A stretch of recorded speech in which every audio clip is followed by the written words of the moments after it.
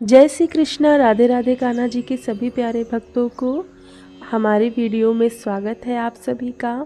आज के वीडियो में हम चर्चा करेंगे कार्तिक मास की कथा के 19वें अध्याय के बारे में। तो चलिए बिल्कुल भी देरी ना करते हुए कथा प्रारंभ करते हैं।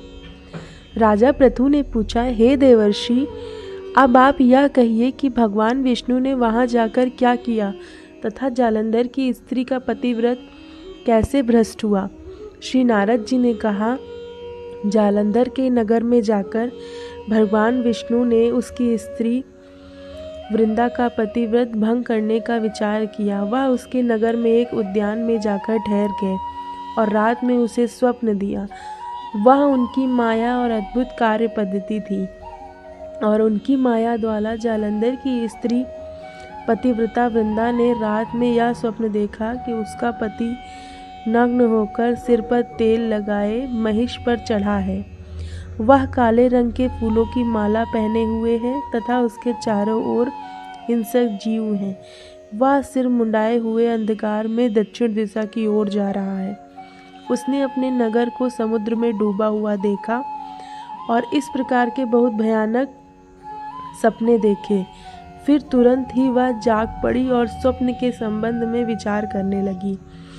इतने में उसने सूर्य को उदय होते हुए देखा तो सूर्य में उसे एक छिद्र दिखाई दिया तथा वह कांतिहीन था।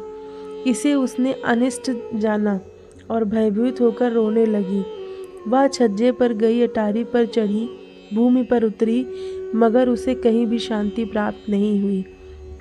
फिर वह अपनी 2 सखियों को साथ लेकर उपवन में गई, परंतु वहाँ भी उसे शांति नहीं हुई।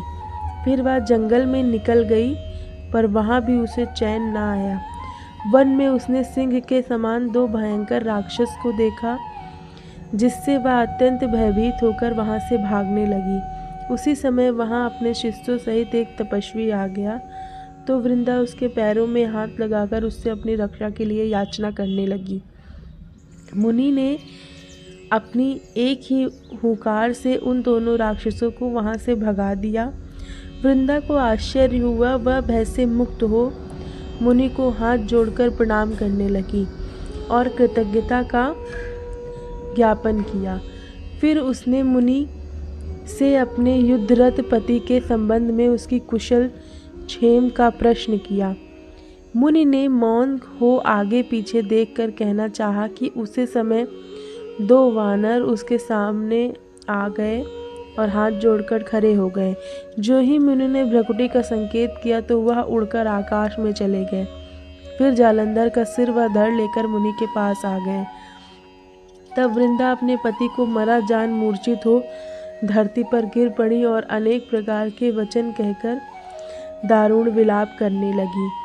पश्चात उसने मुनि जी से कहा, हे कृपानिधि, आप मेरे पति को जीवित कर दीजिए। पतिव्रता परायण दैत्य अपनी पत्नी ऐसा कहकर दुखी श्वासों को छोड़ती हुई मुनि के चरणों में गिर पड़ी। तभी मुनीश्वर ने कहा, वह शिवजी द्वारा युद्ध में मारा गया है, अतः वह जीवित नहीं हो सकता, क्योंकि जिसे भगवान शंकर मार देते हैं वह कभी जीवित नहीं हो सकता। परंतु शरणागत की रक्षा सनातन धर्म है, अतः कृपा करके मैं इसे जिलाए देता हूँ। श्री नारद जी कहते हैं कि वह मुनि साक्षात विष्णु थे, जिन्होंने यह सब माया फैलाई थी। वह वृंदा के पति को जीवित करके अंतर ध्यान हो गए।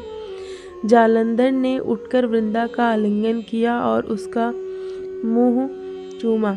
वृंदा भी पति को जीवित देखकर बहुत खुश हुई और अब तक हुई सब बातों को स्वप्न समझा। पश्चात वृंदा सकाम हो बहुत दिनों तक अपने पति के साथ विहार करती रही। एक दिन संभोग काल के अंत में भगवान विष्णु को पहचान लिया। तब उन्हें तड़ित करती हुई बोली, हे परिस्त्री से गमन करने वाले विष्णु, तुम्हारे शील को धिक्कार है। मैंने जान लिया कि वह मायावी तपस्वी तुम ही थे। हे राजन, ऐसा कह परम क्रुद्ध हो पतिव्रता ने अपने तेज को प्रकट करते हुए शाप दे दिया। जो तूने अपनी माया से 2 राक्षस मुझको दिखाए थे, वही दोनों राक्षस किसी समय तुम्हारी भी स्त्री का हरण करेंगे और उसके विरह में दुखी होकर तुम वानरों की सहायता से वन में भ्रमण करोगे और वह सर्वेश्वर जो इस समय तुम्हारा शिष्य बना हुआ है वह वहाँ पर तुम्हारा साथी रहेगा। ऐसा कहकर पतिव्रता वृंदा भगवान विष्णु को लाख मना करने पर भी अग्नि में प्रवेश कर गई। ब्रह्मा आदि देवता आकाश से उसका प्रवेश देखते रहे। वृंदा के शरीर का तेज श्री पार्वती जी के शरीर में चला गया और आकाश में जय जयकार होने लगी। पतिव्रत धर्म के प्रभाव वृंदा ने मुक्ति प्राप्त की। तो प्यारे भक्तों, ये थी कार्तिक मास की कथा का 19वां अध्याय। मैं आशा करती हूँ आप सभी को पसंद आई होगी। ऐसी ही और कथाएं सुनने के लिए हमारे चैनल लाडला कन्हैया को लाइक, शेयर और सब्सक्राइब करें।